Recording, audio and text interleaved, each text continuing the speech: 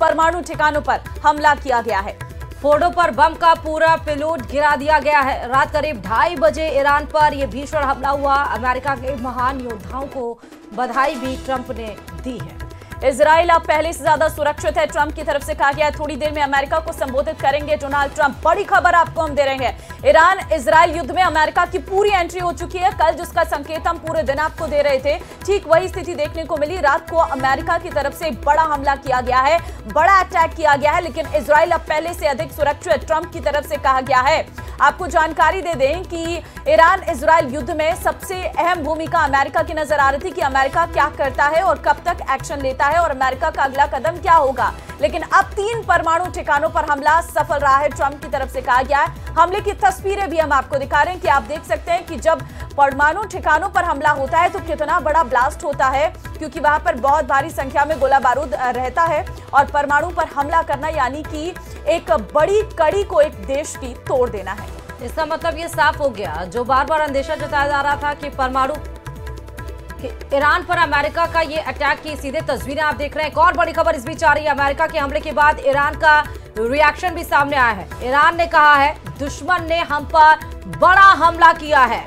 Fordow परमाणु ठिकानों को नुकसान हुआ है, ईरान की तरफ से कह दिया गया है और ईरान ने यह भी कहा है कि इस हमले का ईरान करारा जवाब देगा। तो ईरान भी शांत रहने वाला नहीं है, ईरान ने साफ कह दिया है कि वो इस हमले का करारा जवाब देगा। देखिए, हम डोनाल्ड ट्रंप का आपको वो ट्वीट भी दिखा रहे हैं जिसमें उन्होंने साफ तौर पर लिखा है कि we have completed our very successful attack on 3 nuclear strike, जिसमें साफ तौर पर कह दिया गया है उन्होंने कि हमने 3 परमाणु ठिकानों पर हमला किया गया है और यहां पर उन्होंने बधाइयां भी दी हैं। आपको जानकारी दे दें कि now is the time for piece उनकी तरफ से लिखा गया है और 3 इलाके जो ईरान के न्यूक्लियर साइट्स हैं उसमें फोर्डो है, नतांज है और इस्फहान है। ये 3 ऐसी साइट्स हैं जहां पर परमाणु ठिकाने हैं ईरान के, जिस पर अमेरिका ने हमला किया है। अमेरिका ने तस्वीरें दिखा रहे हैं। अमेरिका ने पहले ही कहा था सीज फायर नहीं, जीत चाहिए। जीत का मतलब है परमाणु का जो परीक्षण करने की कोशिश कर रहा है, जो बनाने की कोशिश कर रहा है,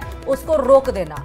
कल आपने देखा वो भी तस्वीरें जब व्लादिमीर पुतिन ने हालांकि नेतन्याहू को ये जरूर बोला था कि ये जो इजराइल ईरान के ऊपर हमले कर रहे हैं उसकी निंदा की थी, लेकिन इन सब के बीच में, इन सब आलोचनाओं के बीच में सीधे नेतन्याहू पहुंच गए थे अमेरिका।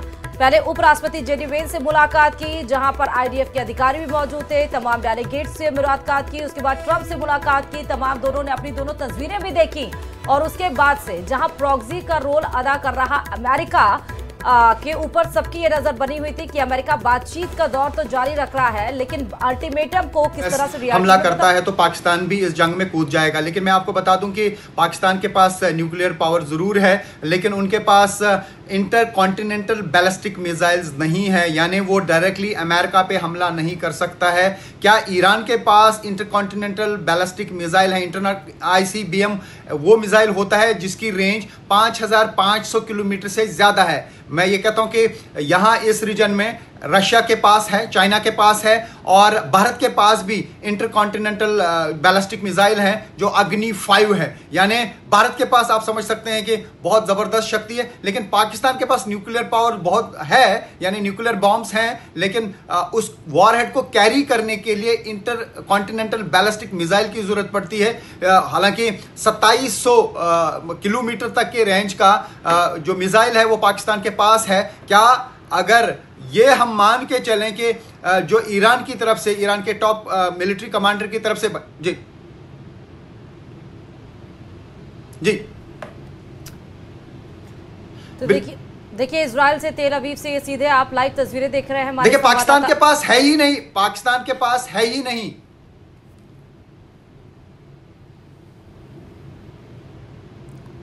तो हमारे संवाददाता पल पल की अपडेट दे रहे हैं। अभी पाकिस्तान का जिक्र हो रहा था कि पाकिस्तान अमेरिका के ऊपर अटैक कर सकता है कि नहीं कर सकता, क्योंकि पाकिस्तान ईरान की साइड में था। हालांकि ये बार बार देखा जा रहा था कि असीम मुनीर को बुलाया भी गया था अमेरिका, लेकिन उन सब के बावजूद पाकिस्तान, लेकिन उनके पास बैलिस्टिक मिसाइल नहीं है कि वो ज़रूर परमाणु हथियार पाकिस्तान के पास है, लेकिन अमेरिका के पास जो सबसे बड़ा देश, जो सबसे बड़ी ताकत, सैन्य ताकत रखता है, उसके ऊपर पाकिस्तान अटैक क्यों नहीं कर सकता? ईरान के साइड होने के बाद भी परमाणु उसके पास है बम, उसके बाद भी वो क्यों अटैक नहीं कर सकता? हालांकि इस वक्त ये सबसे बड़ी खबर है, जब आज ईरान और इजराइल के युद्ध का 10वां दिन माना जा रहा है, तो रात में ही ईरान को बड़ी मार